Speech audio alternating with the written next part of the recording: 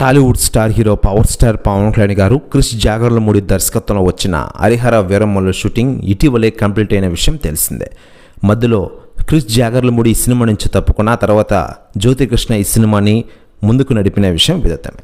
ఇటీవలే కంప్లీట్ చేసిన ఈ సినిమా జూన్ 12న గ్రాండ్గా రిలీజ్ చేసేందుకు పక్కా ప్రణాళికలు రెడీ చేస్తున్న విషయం విదితమే.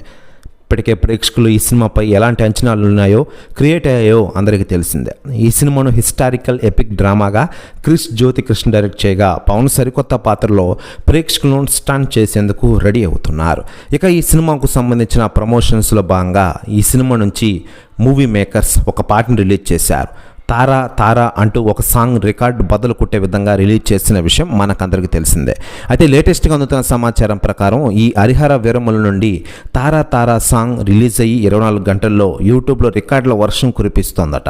దాదాపు 10 మిలియన్ల పైగా వ్యూస్తో నెంబర్ 1 ట్రెండింగ్లో కొనసాగుతోందట ఈ తారా తారా సాంగ్. ప్రస్తుతం న్యూస్ కూడా తెగ వైరల్ అవుతోంది టోటల్ తెలుగు ఇండస్ట్రీలో. మరోవైపు ఈ సినిమా నుంచి ఇప్పటికే అనేక అప్డేట్లు రిలీజ్ చేసిన విషయం మనకందరికీ తెలిసిందే.